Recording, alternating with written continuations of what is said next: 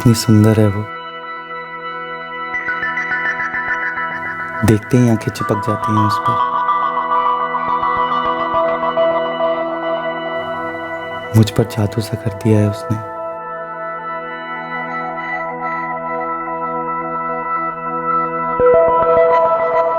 रोज ख्वाबों में आती है, अपनी अदाओं से बहकाती है मुझे, छेड़ती है मुझे।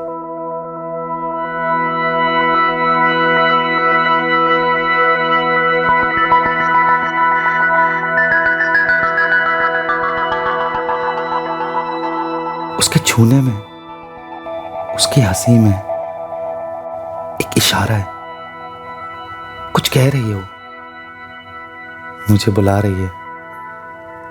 आग दोनों तरफ बराबर लगी है।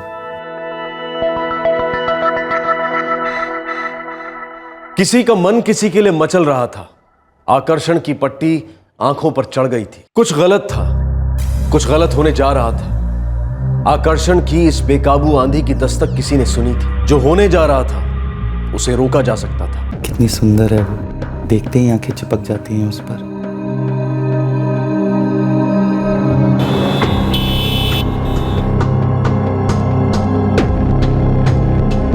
कौन बोल रहा है? लता।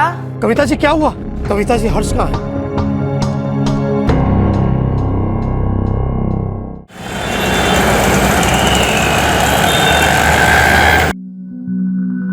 लता, और कितना टाइम लगेगा?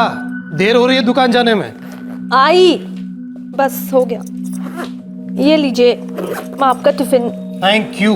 और आपको याद है ना 4 बजे घर आना है? अरे हाँ हाँ, और तुम्हें और हर्ष को लेकर शॉपिंग के लिए जाना है। मम्मा सुबह से 4 बार बता चुकी है। और कितनी बार बताओगी लता? अगर पिछली बार की तरह कोई भी बहाना मारा और फोन करके मुझे ये बोला कि लता मुझे देर हो गई है, मुझे काम है वगैरह वगैरह, तो अगले दिन आपके टिफिन में 4 गुना ज्यादा मिर्च और बढ़ जाएगी। ओरे बाप रे, मम्मा ने कितनी तीखी धमकी दे दी। अब हमारी क्या मजाल कि कोई बहाना बनाए हैं? ठीक है, अब मैं बहाना बना ही नहीं सकता। 4 बजे से पहले घर वापस आ जाऊंगा महारानी साहब, ठीक है? ये देखिए भाभी जी, ये लेटेस्ट डिजाइन है, मार्केट में और कहीं नहीं मिलेगा आपको।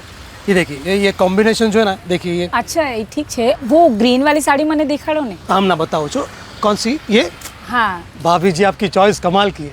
इसके बाद में यही साड़ी दिखाने वाला था आपको। ये अभी माला है, ये जॉर्जेट का मटेरियल है, और ये जो पट्टी है गोल्डन लेस पट्टी बोलते हैं इसको। भाभी जी पानी। अच्छा भाभी जी क्या लेंगे आप, चाय कॉफी या फिर ठंडा? बस कहीं नहीं। बस कहीं नहीं मिलता है इधर भाभी जी। अच्छा प्रकाश, 2 मौसम भी बोलते हैं ना? जी सेठ जी।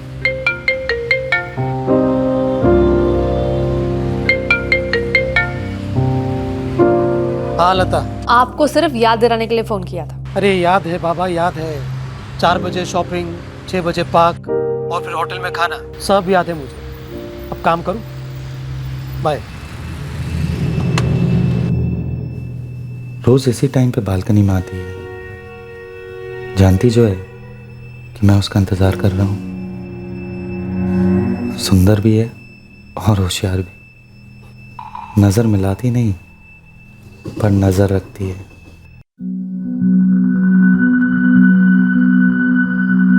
ये बिट्टू मम्मा के लिए बाइट। Good boy. ये किसके लिए? पापा के लिए। प्रकाश, आज मैं दुकान से जल्दी जाऊंगा।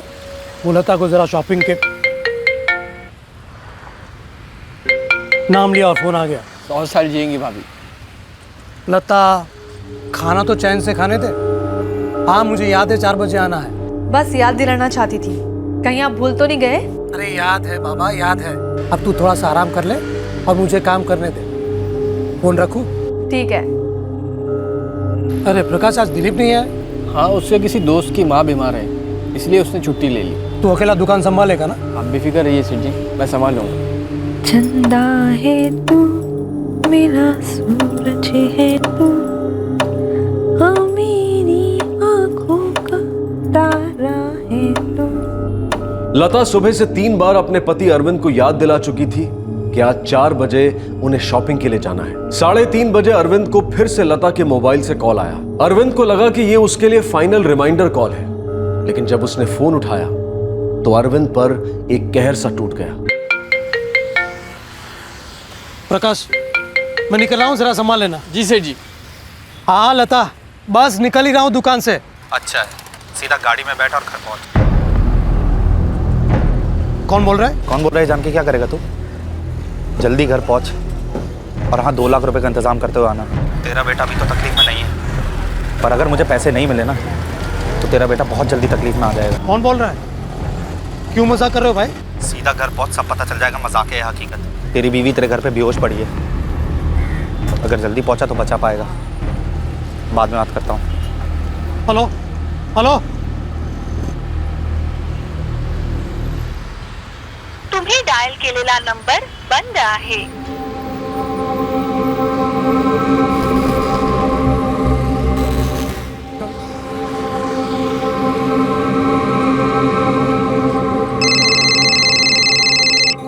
हाँ अरविंद भाई बोलिए। कविता जी आप जल्दी से मेरे घर जाइए और देखिए सब कुछ ठीक तो है ना वहाँ पर। क्या हुआ अरविंद भाई? मैं बाद में बताता हूँ, आप जल्दी से घर जाइए। ठीक है, मैं जाकर देखती हूँ। मैं फोन चालू रखता हूँ, आप जल्दी से घर जाइए।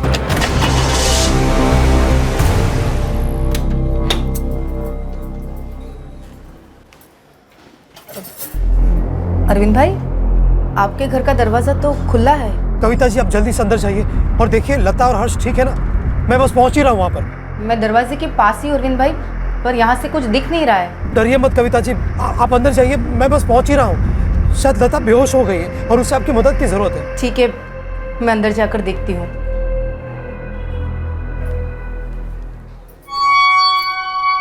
लता, लता, लता,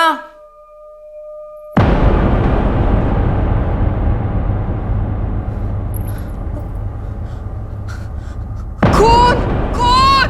कविता जी क्या हुआ? लता ठीक तो है ना? कविता जी आप सुन रही हैं? कविता जी हेलो।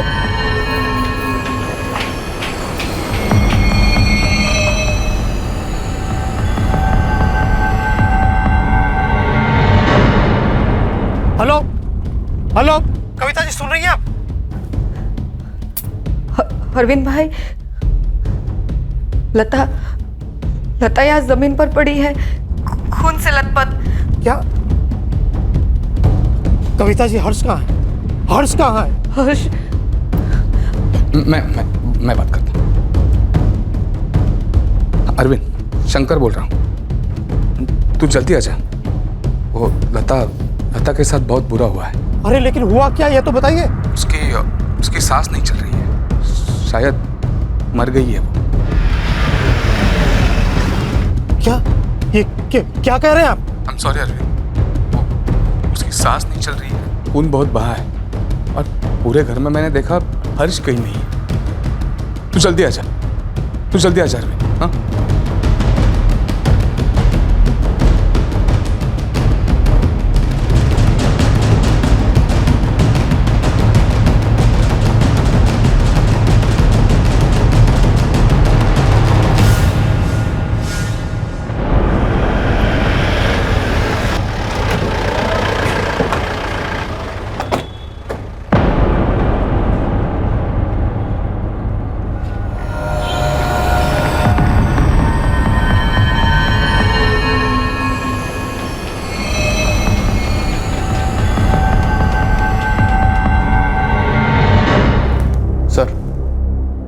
मर चुकी है। बॉडी को पोस्टमार्टम के लिए भेज दो और चेक करो घर में फर्स्ट एंटी के निशान तो नहीं है। सर,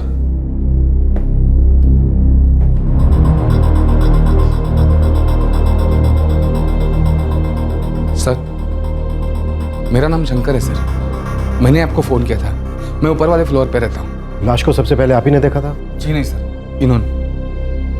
सर मेरा नाम कविता है, मैं सामने वाले फ्लैट में रहती हूँ। मुझे अरविंद भाई का फोन आया था, इन्होंने कहा कि मैं यहाँ आकर देखूं कि लता और हर्ष ठीक है या नहीं, और जब यहाँ आकर देखा तो लता लहूलुहान पड़ी थी और कविता जी की चीखने की आवाज़ सुनकर हम सब आ गए। अच्छा कविता जी, आप सामने वाले फ्लैट में रहती हैं, आपने यहाँ किसी को आते हुए या फिर यहाँ से किसी को बाहर जाते हुए देखा था क्या? जी नहीं। शंकर, आपने फ़ोन पर हमें बताया था कि कोई बच्चा मिसिंग है। हाँ सर, हर्ष 3 साल का है। हमने पूरे घर में ढूंढा लेकिन वो कहीं नहीं मिला। अरविंद जी, मैं समझ सकता हूँ इस वक्त आप पर क्या बीत रही होगी, लेकिन हमारे लिए जानना बहुत ज़रूरी है कि आपको कैसे पता चला कि आपके घर में कुछ बुरा हुआ है, जिसकी वजह से आपने इन्हें कविता जी को यहाँ आपके घर में आकर देखने के लिए कहा। प्लीज़ अरविंद जी, प्लीज़ बोलिए। किसी का फोन आया था। किसका किसका फोन आया था? पता नहीं, लेकिन लता के फोन से आया था।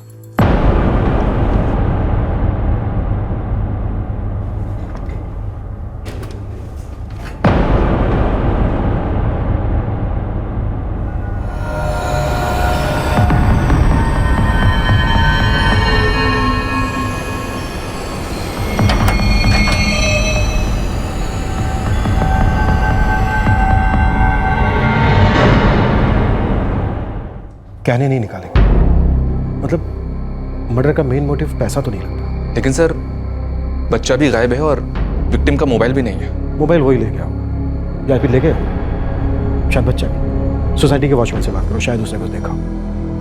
मैं भी अरविंद से दोबारा बात करने की कोशिश करता हूँ। सर,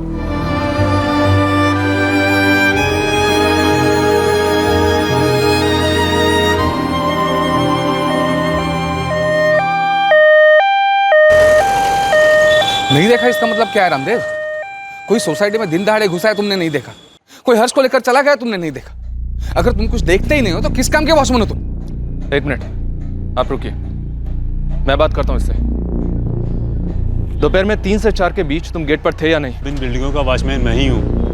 3 बजे के करीब मैं उस बिल्डिंग में गया था टंकी का नल बंद करने, शायद उस समय कोई आ गया होगा। कोई रजिस्टर वगैरह भी मेंटेन नहीं करते हो तुम? एक रजिस्टर था साहब, लेकिन 3 महीने पहले वो भर गया। मैंने सेक्रेटरी साहब से कई बार बोला, सोसाइटी जब कोई रजिस्टर नहीं देगी तो कहाँ मेंटेन करूँगा। अच्छा, यहाँ बिल्डिंग में कहीं कोई सीसीटीवी कैमरा लगा हुआ है? अरे सर, सीसीटीवी का कोटेशन तो कई बार मंगवा चुके हैं। ये लोग मेंटेनेंस देने के लिए खिचखिच करते हैं। ऐसे में सीसीटीवी का खर्चा करने के लिए सबको मनाना मुश्किल है सर। सुबह से 3 बार लता का फोन आया था। वो ठीक थी, बहुत खुश थी। जब मैं दुकान से निकल रहा था तो उसके फोन से फिर से एक कॉल आया, लेकिन इस बार किसी आदमी का था। क्या कहा था उसने? उसने कहा कि लता बेहोश हो गई है और 2 लाख रुपए मांगे हर्ष के लिए। क्यों किया उसने ऐसा? क्यों मार डाला मेरी लता को? जरा याद करके बताइए, वो आवाज आपको कुछ जानी पहचानी लगी? पहले कभी सुनी थी वो? नहीं, ये आवाज मैंने पहले कभी नहीं सुनी। कोई ऐसा है जिसका आपके घर पर आना जाना हो, आपके सामने आपके पीछे? कोई दोस्त, कोई रिश्तेदार आपका या फिर लता जी का?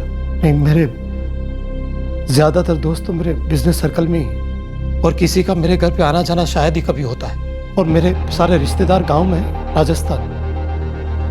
वो जब गांव से आते हैं तो पहले बता कर ही आते हैं। सेठ जी, सेठ जी, सेठ जी, ये सब क्या हो गया सेठ जी? तुम कौन हो? मैं प्रकाश, सेठ जी की दुकान में काम करता हूँ। The number you have called is currently switched off. Please try again later. Society में सिक्योरिटी गार्ड तो सिर्फ नाम का है, आधे टाइम तो वो गेट पर ही नहीं होता है। और बिल्डिंग में कहीं भी सीसीटीवी कैमरा नहीं है। मुझे तो लगता है सर, कातिल के लिए बिल्डिंग में दाखिल होना और बच्चे को अपने साथ लेकर फरार हो जाना कोई बहुत मुश्किल काम नहीं रहा होगा। लता का फोन ऑन हुआ? नहीं सर, कई बार ट्राई किया है पर अभी तक स्विच ऑफ है। ये नंबर सर्विलेंस को फॉरवर्ड करो और उनसे कहो कि इमीडिएटली ट्रेस करें। फिरौती के लिए इस नंबर का दोबारा इस्तेमाल हो सकता है। जी सर। एक बात और, घर में कहीं भी फोर्स्ड एंट्री के निशान नहीं मिले सर। हो सकता है कातिल जान पहचान वाला हो। लेकिन अरविंद का कहना है कि उसे ये आवाज जानी पहचानी नहीं लगी और उसकी किसी के साथ कोई दुश्मनी नहीं है। मर्डर की असली वजह क्या हो सकती है? चलो एक बार को अगर हम मान भी लें कि किडनैपिंग पैसों के लिए की गई है, लेकिन सर अगर सिर्फ पैसों की बात होती तो कातिल विक्टिम के गहने छोड़ के क्यों जा रहा? और कबर्ड को भी खोलने की कोशिश नहीं की गई है। सुरभि, एक बात तो पक्की है, अरविंद और लता में से कोई एक तो उस आदमी को जानता था। या तो पुरानी दुश्मनी हो सकती है, या फिर कोई ठुकराया हुआ आशिक, या फिर सेठ जी, भाभी जी के नंबर से फोन आ रहा है।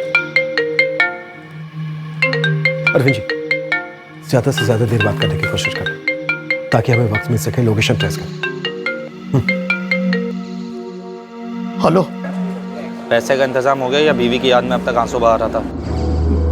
मेरा बेटा हर्ष कहाँ है? अभी तक तो मेरे पास है, लेकिन पैसे नहीं मिले ना तो बहुत जल्द उसको भी उसकी माँ के पास पहुँचा दूंगा। देखो इस वक्त मेरे पास इतने पैसे नहीं, तो इंतजाम कर जल्दी। मेरे पास ज़्यादा टाइम नहीं है और ना ही तेरे बच्चे के पास है। फिर फ़ोन करूँगा। हाँ ठीक है, मैं होल्ड करता हूँ, तुम लोकेशन बताओ।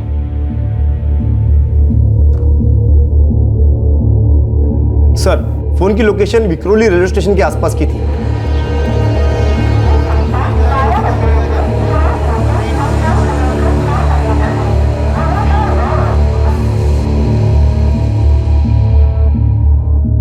फोन विक्रोली रेलवे स्टेशन के पास से आया था और अब फिर से स्विच ऑफ हो गया है। अरविंद जी, इस बार आपकी उससे थोड़ी ज्यादा देर बात हुई। उसकी आवाज आपको पहचान में आई क्या? पता नहीं सर, सुनी भी होगी तब भी पहचान नहीं पा रहा मैं। और सर मेरी किसी से ऐसी दुश्मनी ही नहीं कि कोई मेरी बीवी को इस तरह मार दे, मेरे बच्चे को अगवा कर ले।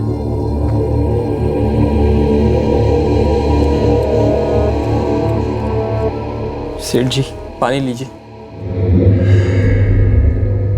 अरविंद जी, वो आदमी बहुत शातिर है। अपना फोन इस्तेमाल करने के बजाय आपकी वाइफ का फोन इस्तेमाल कर, ताकि उसकी पहचान छुपी रहे। लेकिन आप भरोसा रखें हम पर, हम आपके बेटे हर्ष को वापस ला कर आएंगे। लेकिन आपको हमारा साथ देना होगा।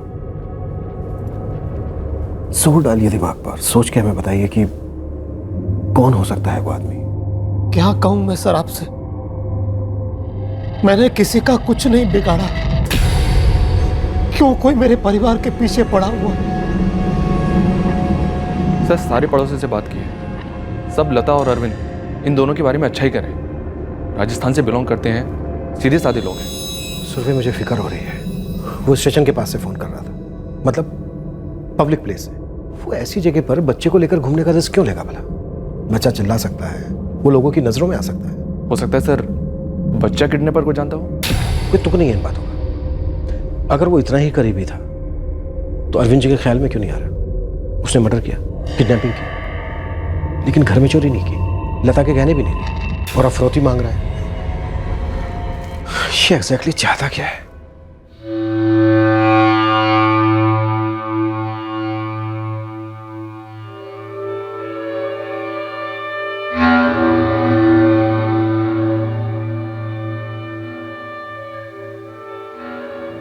प्रकाश, तुम्हारे सेठ जी और उनकी वाइफ के बीच कैसा रिश्ता था?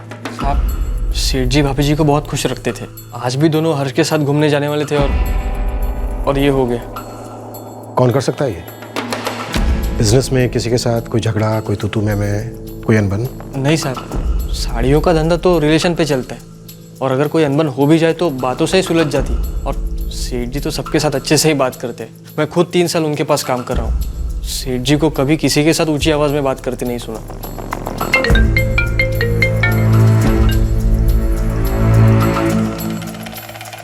अरविंद जी, उसे कहो कि आप पैसे देने के लिए तैयार हैं। बस एक बार अपने बेटे हर्ष से बात करना चाहते हो, ठीक है? उठाइए फोन।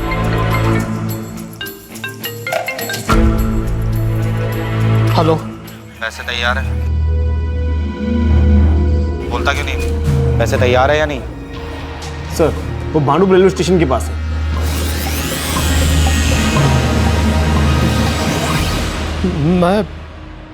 मैं पैसे देने को तैयार हूं, लेकिन मुझे मेरे बच्चे से बात करनी है, प्लीज।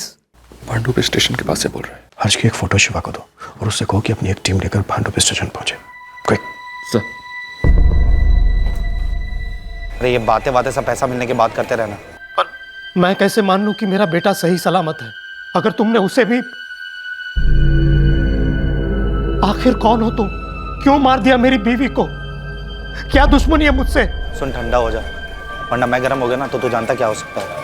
एक ही दिन में 2 चिताएं जलाना चाहता है क्या तू? नहीं नहीं नहीं, एक बार मुझे हर्ष की आवाज सुना दो, मुझे तसल्ली हो जाए कि वो ठीक है। पहले पैसे दे, फिर तसल्ली करते रहना। और हाँ, ये बार्गेनिंग ना अपनी दुकान में करना, मेरे आगे नहीं, समझा? ज्यादा से ज्यादा देर बात करो ताकि हमें वक्त मिल सके। हेलो। हेलो। सुन नहीं रहा है तू? लगता है तुझे बच्चे में दिलचस्पी नहीं है। कहे तो गला काट के भिजवा दूं तुझे। नहीं नहीं, मैं समझ गया आपकी बात।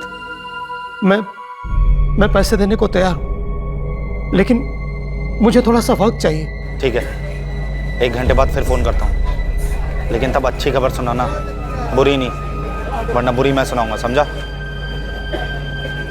Hello hello.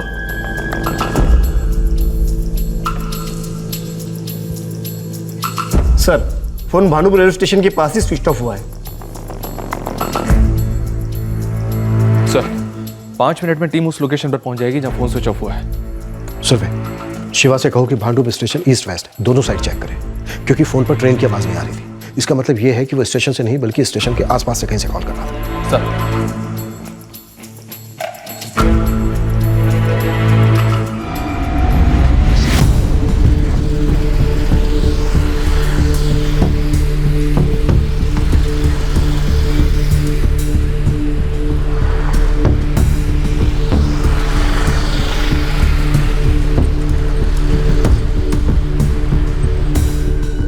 सर, मैं अपनी बीवी को खो चुका हूं, अब अपना बच्चा नहीं खोना चाहता।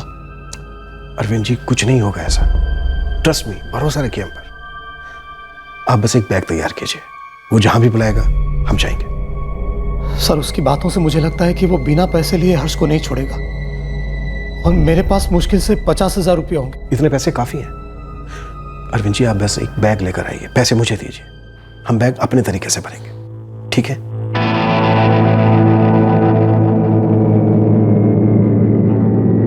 सर फिर से फोन स्विच ऑफ कर दिया उसने। सुरभि, इस आदमी ने एक बार भी अरविंद से यह नहीं कहा कि पुलिस को कुछ मत बताना।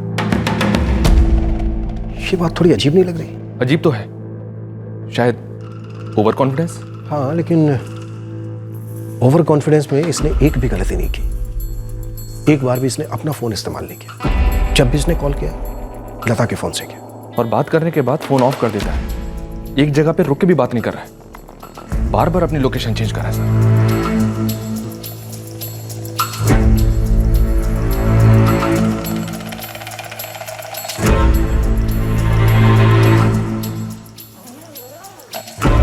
अरविंद जी।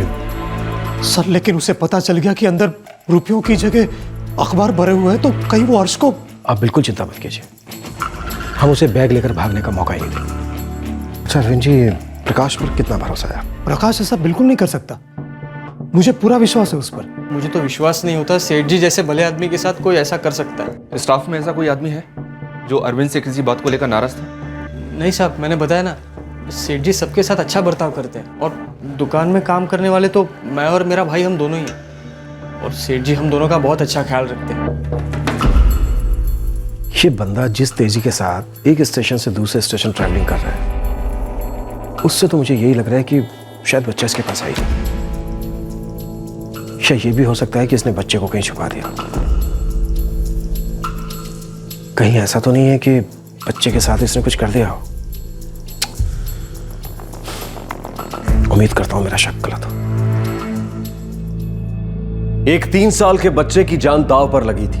पुलिस को शक था कि हर्ष किडनैपर के साथ नहीं है, तो फिर कहां था हर्ष?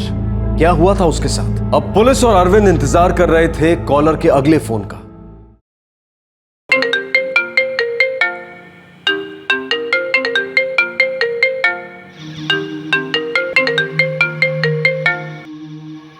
सर, फोन कांजूरमार्ग स्टेशन के पास एक्टिव हुआ है। अरविंद जी, वो जो भी कहे और जहां भी बुलाए फौरन मान जाना, और पूरे कॉन्फिडेंस के साथ कहना कि सारा पैसा तैयार है। हेलो। पैसे तैयार हैं? हाँ तैयार है। कहाँ लेकर आना है? सर इस वक्त कांजूर मार्ग में है, शिवा को इन्फॉर्म कर दिया, वो टीम लेकर पहुंच रहा है। बताओ पैसे लेकर कहाँ हूँ? तो उतावला मत हो, बता रहा हूँ। 7:35 हुई है, 55 मिनट देता हूँ तुझे, ठीक 8:30 बजे। हाँ, लेकिन कहाँ आना है मुझे पैसे लेकर?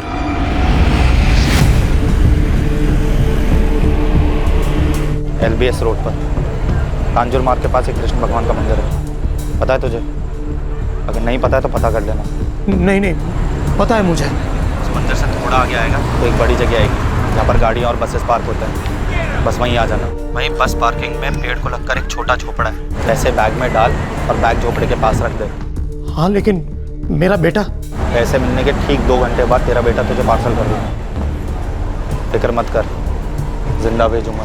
लेकिन पैसे लेने के बाद तुमने मेरा बेटा नहीं लौटाया तो? तेरी साड़ी की दुकान नहीं है जब मोल भाव होता हो। मैंने बोला वो करना पड़ेगा।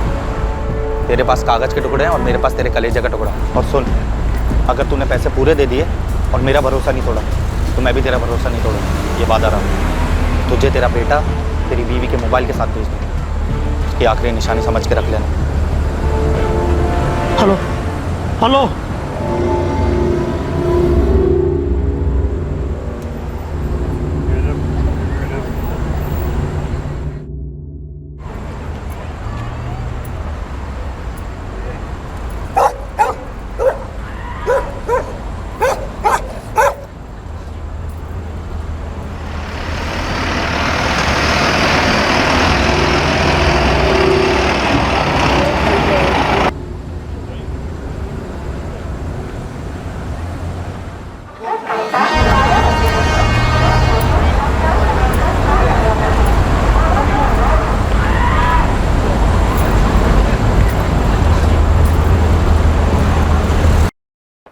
सर, शिवा टीम लेकर कांजूरमार्ग रेलवे स्टेशन पहुंच चुका है और लता का फोन एज एक्सपेक्टेड एक बार फिर से स्विच ऑफ हो गया है।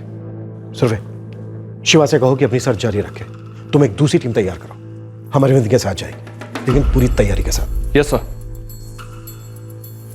सेठ जी, हम घर जाके प्रार्थना करेंगे कि हर्ष बाबा सही सलामत मिल जाए। नमस्ते। अरे प्रकाश बाबू, कहाँ चल दिए? इस मुश्किल घड़ी में अपने सेठ जी का साथ नहीं दोगे? हम वहाँ क्या करेंगे साहब? जो करना है वो तो हम करेंगे, लेकिन तुम हमारे साथ चलोगे जरूर। और जहाँ तक प्रार्थना की बात है वो तो तुम गाड़ी में भी कर सकते हो, नहीं?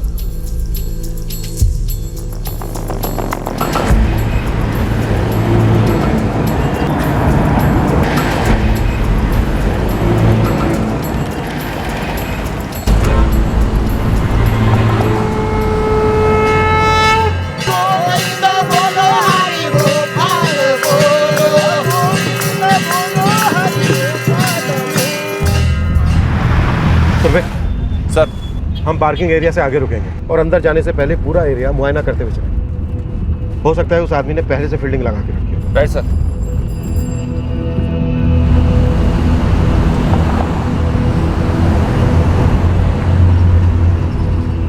अरविंद जी, मैं जब आपको फोन करूं आप तब अंदर आना, ठीक है?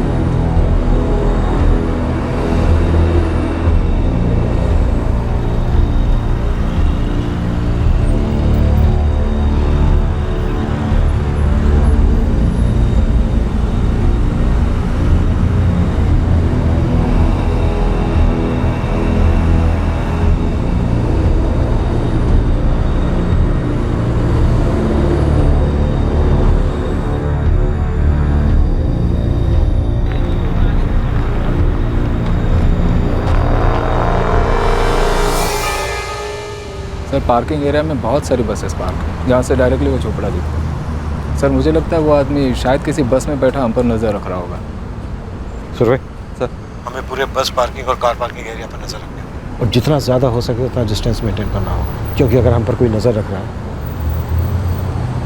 तो उसे हम पर शक नहीं होना चाहिए। Right sir. अरविंद जी, आप अंदर आ जाइए। अरविंद जी, आप घबराइए मत, हम पूरी टीम के साथ अंदर हैं। वो आदमी भाग नहीं पाएगा।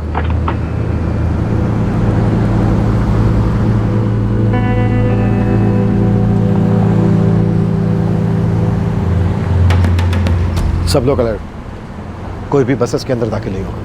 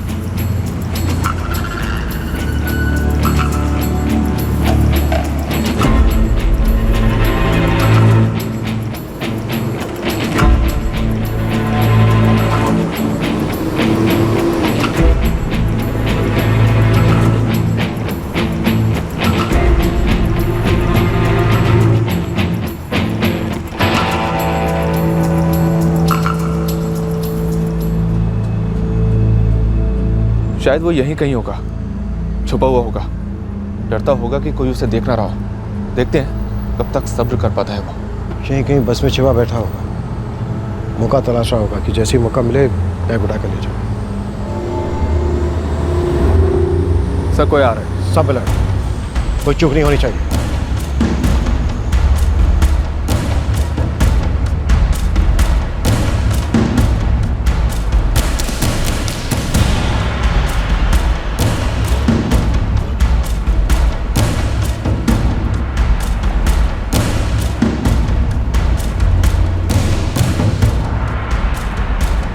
शायद ये हो। सर अगर यही है तो आप अरेस्ट क्यों नहीं कर लेते?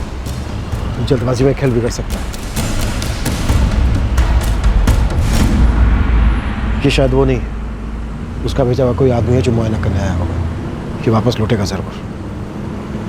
बैग को रखे हुए काफी टाइम हो गया है, शायद वो नहीं आएगा।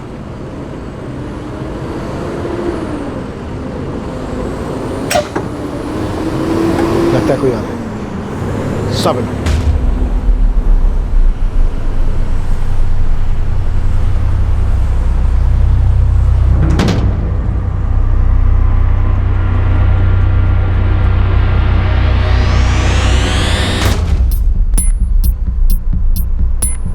चेहरा ढका हुआ है, शायद ये हो।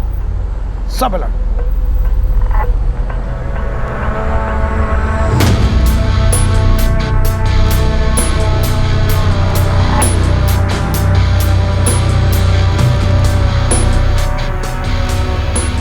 सर ये तो सीधे आ रहा है मेरी तरफ। आ नहीं रहा है, सूंघ रहा है। ये वापस लौटेगा, 100% यही है।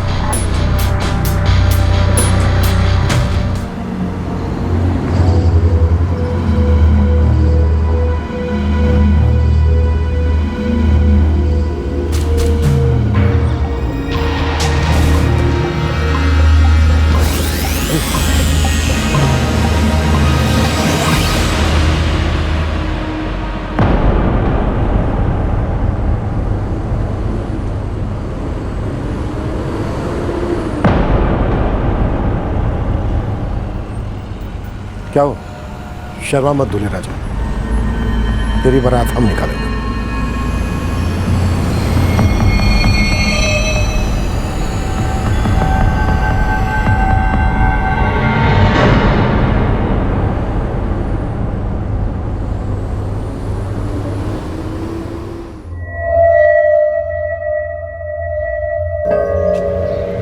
कौन सा दोस्त है जिसके लिए तू इस तरह अचानक छुट्टी ले रहा है?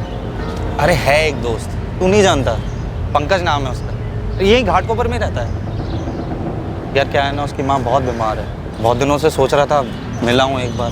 पिछले हफ्ते भी छुट्टी ली थी ना? बस ये आखिरी छुट्टी है, इसके बाद नहीं कहूँ। और वैसे भी तो बीमार से मिलने जा रहा हूँ, कौन सा मज़े करने जा रहा हूँ यार। हाँ हाँ ठीक है, मिला तो एक काम करते, साथ में ही चलते। मैं थाने उतर जाऊँगा, तू घाटकोपर चले जाना है। नहीं यार तू जाना, मैं ज़रा चाय नाश्ता करके जाता हूँ। तू एक काम करना, तू दुकान पे जा, मैं तुझे शाम को मिलता हूँ ना घर पे। और सेठ जी को बताना मत भूलना कि मैं छुट्टी ले रहा हूँ आज। ठीक है। अरे प्रकाश, आज दिलीप नहीं है? सेठ जी उसके किसी दोस्त की माँ बीमार है। दिलीप, तूने किया ये सब? आप जानते हैं इसे? ये दिलीप है, प्रकाश का चचेरा भाई, मेरी दुकान में ही काम करता है। आज छुट्टी ली थी इसने? बेटा कैसे गिर सकता है तू दिलीप? क्या किया तूने? हर्ष कहाँ है? हर्ष कहाँ है? मुझे नहीं मालूम, मैंने कुछ नहीं किया। तुझे नहीं पता? कुछ नहीं किया तूने? देख, तेरा खेल खत्म हो गया दिलीप। सीधी तरह से बता दे बच्चा कहाँ है, क्या किया तूने बच्चे के साथ?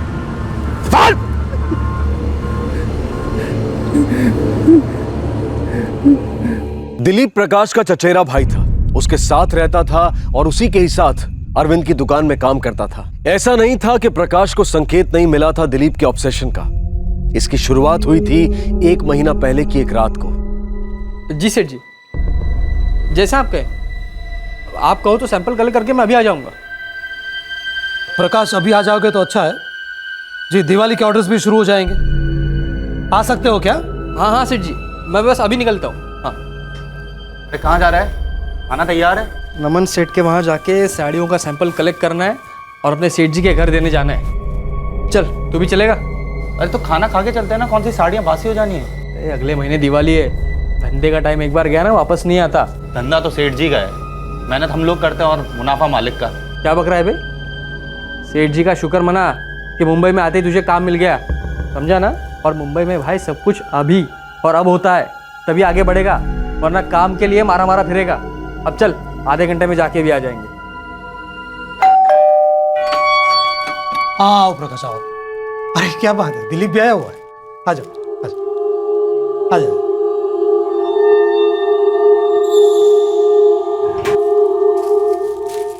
एक दो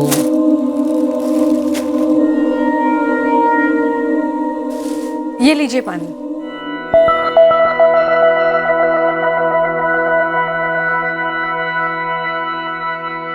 अच्छा प्रकाश, ये 2 साड़ियों का ऑर्डर नमन सर को दे देना। ये सेठ।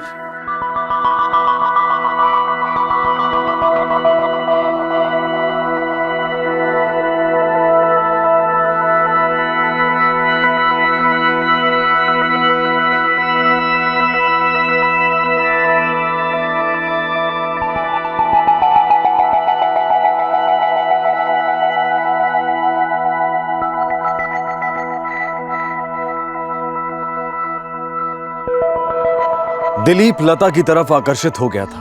उस रात के बाद भी काम के सिलसिले में 1-2 बार प्रकाश और दिलीप का अरविंद के घर जाना हुआ, और हर बार दिलीप को यह महसूस हुआ कि लता भी उसे पसंद करती है, और लता की हंसी और उसका बर्ताव उसे ये इशारे दे रहे थे। क्या वाकई ऐसा था, या दिलीप सिर्फ वही देख रहा था जो वो देखना चाहता था? दिलीप इस कदर लता का दीवाना हो गया था कि काम से छुट्टी लेकर उसे देखने आता था, उसे निहारता रहता था। वारदात की पिछली रात ही दिलीप ने लता के बारे में प्रकाश से बात की थी। प्रकाश को इसे एक दस्तक समझना चाहिए था। कितने दिन हुए हम सेठ जी के घर नहीं गए, बड़ा मन कर रहा है वहाँ जाने का। क्यों? लता भाभी से मिलना है। क्या बक रहा है बे?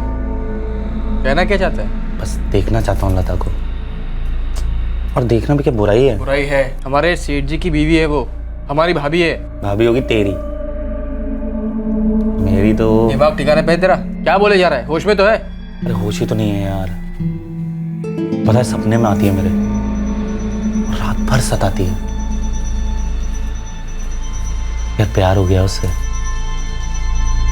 और एक बात बताऊं, उससे भी हो गया है। तेरा दिमाग खराब हो गया, इसीलिए ऐसी बहकी बहकी बातें कर रहा है तू। अबे नहीं यार, कसम से सच बोल रहा हूँ, वो भी मुझे पसंद करती है। और ये गलतफहमी तुझे कैसे हुई? तूने देखा नहीं? अरे जब भी हम उसके घर जाते हैं कैसे इशारे करती है मुझे, और पानी की ट्रे तो तेरे सामने रख देगी, लेकिन पानी का गिलास अपने हाथों से मुझे देती है। पूछ क्यों? ताकि मैं उसे छू सकूं यार। ये बंद कर तेरी ये बकवास, ये सब तेरा वहम है, समझा ना? भाभी का स्वभाव अच्छा है, जरा सी तेरे साथ क्या हंस के बात कर ली, तू तो हवाई के लिए बनाने लग गया। अपने काम पे ध्यान दे, समझा ना? तभी आगे बढ़ पाएगा।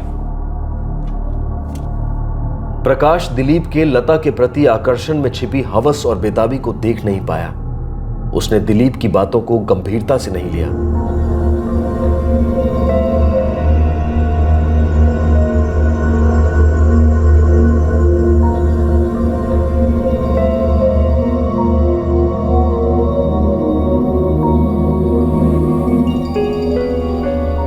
प्रकाश को अंदाजा था कि दिलीप के दिमाग में क्या चल रहा है, लेकिन उसने यह नहीं सोचा था कि दिलीप इस हद तक जा सकता है।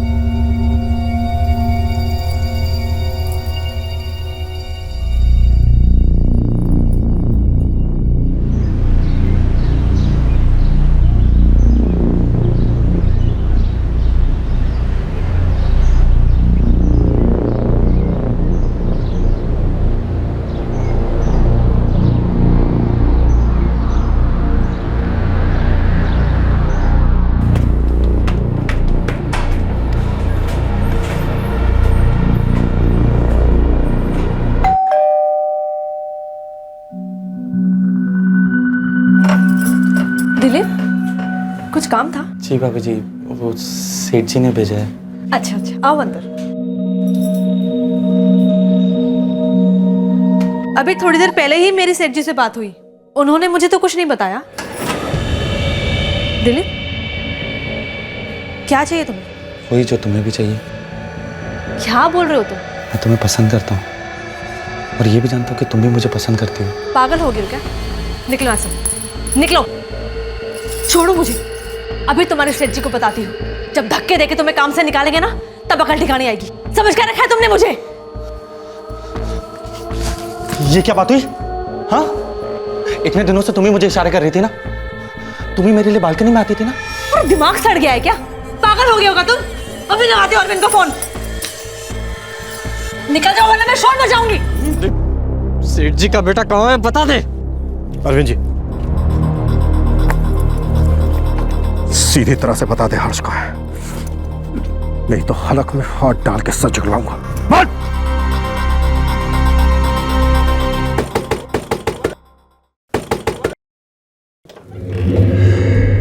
अरे दिलीप, कितनी देर? कौन है ये लोग और बात क्या है? तुम पंकज हो? जी। हर्ष है यहाँ पर? हाँ, अंदर ही है। अरे पर हर्ष, मेरा बच्चा। क्या है ये सब? कौन हो आप लोग? पुलिस। क्या हुआ साहब? क्या किया दिलीप ने?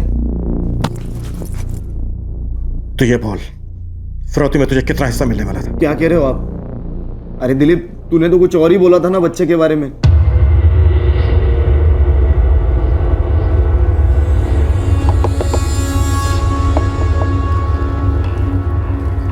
अरे दिलीप, ऐसे अचानक? और ये बच्चा किसका है? यार अच्छा पंकज तो घर पे मिल गया यार। पर बात क्या है? यार मेरे सेठ जी की दुकान में आग लग गई है, वो बुरी तरह से जल गए। उनकी हालत नाजुक है, इसलिए उनको अंधेरी के बड़े अस्पताल में भर्ती कराया है। और भाभी जी भी वहीं हैं। जाते वक्त अपना बेटा मुझे दे गई थी संभालने के लिए। यार मुझे तुझसे थोड़ी मदद चाहिए। हाँ बोल। यार दुकान में साड़ियों का बहुत बड़ा स्टॉक है, मुझे जल्दी जाके निकालना पड़ेगा वरना सब बर्बाद हो जाएगा। तू और भाभी एक काम कर सकते हो, इस बच्चे को थोड़ी देर के लिए संभाल लो। मैं शाम से इसे फोन लगा रहा हूँ लेकिन ये उठा ही नहीं रहा था। आप पूछिए ना इससे, पूछिए मैंने कितने फोन किए इसे। साहब इसे मेरे हवाले कर दीजिए, मैं इसे काट के फेंक दूंगा नाली में साले को। अरविंद जी आपका गुस्सा मैं समझ सकता हूँ, लेकिन जज्बाती मत होइए। ये सोचिए कि अब हर्ष को आपको अकेले संभालना है, और जहां तक इसकी बात है, इसे अब हम देख लेंगे।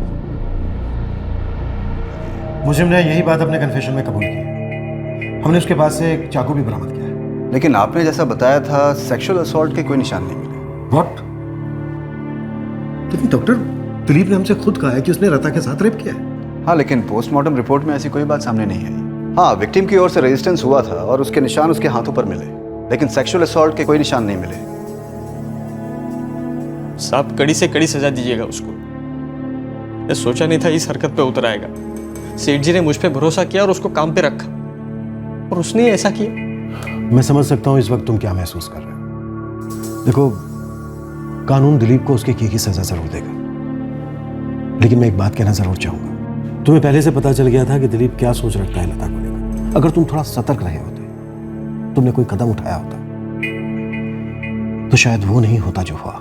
साहब मुझे लगा वो थोड़ा बहक गया है, अपने आप समझ जाएगा। अगर ये बात तुमने अरविंद से शेयर की होती और अरविंद ने लता से, तो लता ने शायद दिलीप को घर के अंदर ही नहीं लिया होता। देखो, मैं ये बिल्कुल नहीं कह रहा हूं कि तुम दोषी हो, लेकिन हाँ, ये भी सच है, तुमने खतरे की दस्तक सुनी थी, लेकिन सुनकर अनसुनी कर दी। पुलिस को पंकज के खिलाफ कोई सबूत नहीं मिला जिससे यह पता चले कि वो इस किडनैपिंग में शामिल था। उसे रिहा कर दिया गया। दिलीप ने अपने कन्फेशन में कबूल किया कि उसने लता को मारने से पहले उसका रेप किया था। दिलीप पर हत्या के लिए आईपीसी की धारा 302, अपहरण के लिए धारा 363, फिरौती के इरादे से अपहरण करने के लिए धारा 364A और जबरदस्ती किसी के घर में घुसने के लिए धारा 450 लगाई गई है। पोस्टमार्टम की रिपोर्ट नेगेटिव होने की वजह से बलात्कार की धारा 376 अब तक इसमें नहीं जोड़ी गई, लेकिन बॉडी का दोबारा पोस्टमार्टम कराया गया है और उसकी रिपोर्ट आनी अभी बाकी है।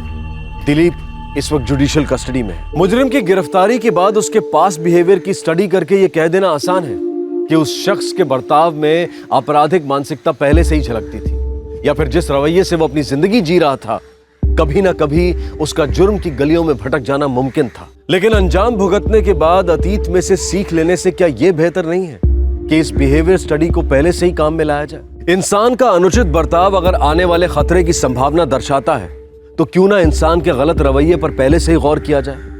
हो सकता है कि भविष्य में होने वाली किसी अनहोनी का अंदेशा मिल जाए और वक्त रहते इंसान अपनी बेहतरी के लिए कोई कदम उठा सके। अंग्रेजी में कहावत है, conduct is the best proof of character. इंसान के व्यवहार में उसका व्यक्तित्व नजर आता है। हम ये बिल्कुल नहीं कह रहे कि हर व्यक्ति के बर्ताव को, उसके हर जेस्चर को शक की नजर से देखना चाहिए, लेकिन संदिग्ध आचरण को वक्त रहते पहचानना और उसकी दस्तक सुनकर सतर्क हो जाना बेहद जरूरी है। अब मैं अनूप सोनी आपसे विदा लेता हूं। फिर मुलाकात होगी अगले एपिसोड में एक और चौंका देने वाले केस के साथ। तब तक सतर्क रहें, सुरक्षित रहें और देखते रहें क्राइम पेट्रोल सतर्क। सबक एक को सीख हम सबको। जय हिंद। इस तरह के और भी एपिसोड देखने के लिए हमारे चैनल को सब्सक्राइब करें और बेल आइकन दबाना ना भूलें।